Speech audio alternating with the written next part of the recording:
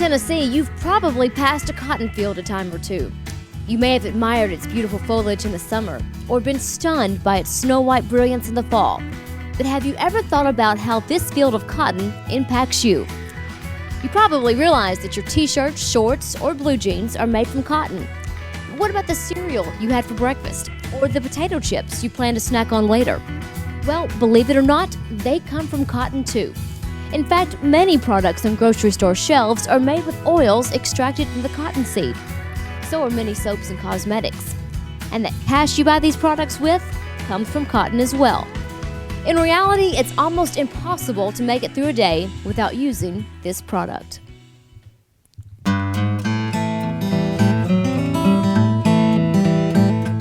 Cotton has been cultivated for more than 5,000 years.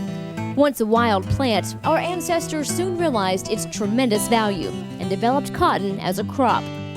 Producing cotton was very labor-intensive, and until the 1950s was mostly done by hand. But with more and more people demanding cotton and fewer acres available to grow it, the old days of horse plowing and hand picking fell to the wayside. In today's market, farmers must be more efficient than ever. That means using state-of-the-art machinery, advanced technology, and application of up-to-date scientific research. Each spring, Tennessee farmers begin the complex process of producing cotton. As you will see, providing Tennesseans with food and clothing is a big effort. Come along on Cotton's journey. Cotton is one of the biggest cash crops in Tennessee, and each year between 300,000 to 700,000 acres are sown. In return, cotton pumps more than $3 billion into the state economy. Tennessee farmers begin cotton planting every April. Because of cotton's long growing season, and since Tennessee is on the northern end of the cotton belt, it benefits the state's farmers to plant early in the year. But growers must be sure the soil is warm enough to germinate the seed. The development of cotton varieties that mature earlier has been extremely helpful to the state's producers. Today, UT Ag Research scientists continually evaluate varieties that will be more profitable for farmers and help Tennessee cotton stay competitive in the world market. After planting, a farmer can by no means sit back and relax until harvest time. While the cotton plant grows, farmers must work to keep their fields free from weeds, bad insects, and disease. Weeds will compete for water, light, and minerals, and if not managed, can choke out a cotton crop. Insects and diseases can also cause major damage if not properly managed. UT Ag Research scientists continually evaluate weed, insect, and disease control methods, and UT Extension specialists and agents help area farmers prepare for these threats to their crop. At several weeks of age, the healthy cotton plant will begin to form flowers. The flower will first appear white or yellow in color. The next day, it will turn red, and the next day, it will fall off, leaving behind a small boll in its place. Farmers often refer to this phenomenon as white, red, and dead. Over the next few weeks, this boll will grow until it finally bursts open, exposing raw cotton fibers to dry in the sun. As the plant's leaves dry and defoliate, a cotton farmer is surrounded by a sea of white.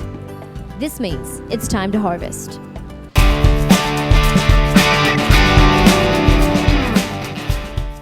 When cotton was hand-picked, a good picker could harvest about 200 pounds in a day. Today's mechanical pickers can harvest 200 pounds in 90 seconds. These pickers use rotating spindles to pick or twist the cotton from the burr. Then a high-velocity stream of air blows the cotton to the basket. Many cotton pickers are now equipped with yield monitors and global positioning systems. This technology allows the cotton yield to be continually monitored and helps farmers determine areas of the field where seed or fertilizer rates should be adjusted to get the best results. After cotton is picked, it is dumped from the picker to a boll buggy. Then the cotton picker returns to the field. During harvest time, it is important that the picker spend every available second picking cotton. The boll buggy travels to a module builder to dump its load.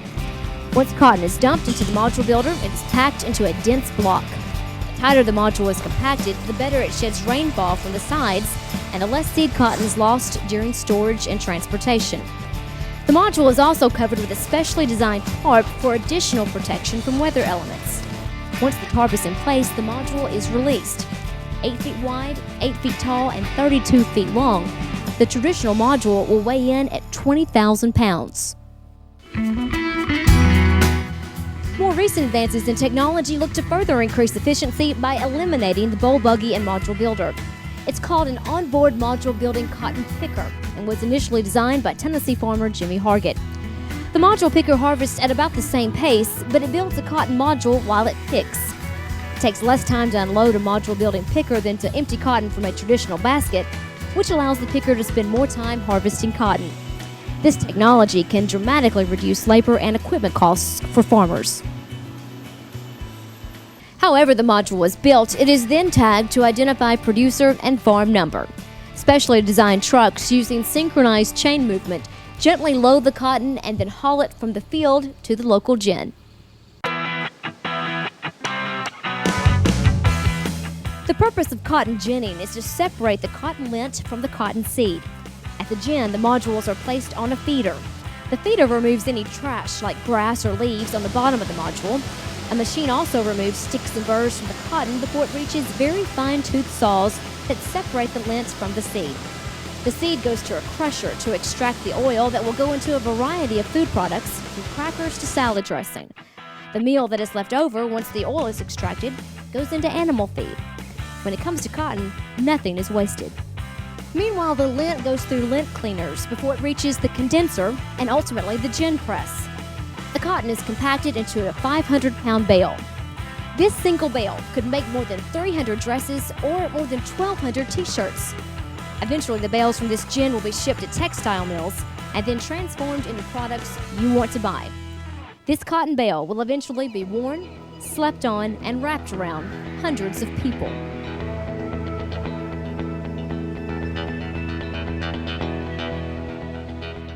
Cotton may start as a single seed, but in the course of a year, it is transformed into hundreds of products we use every day. From its origin in a Tennessee field, it will journey around the world and back again.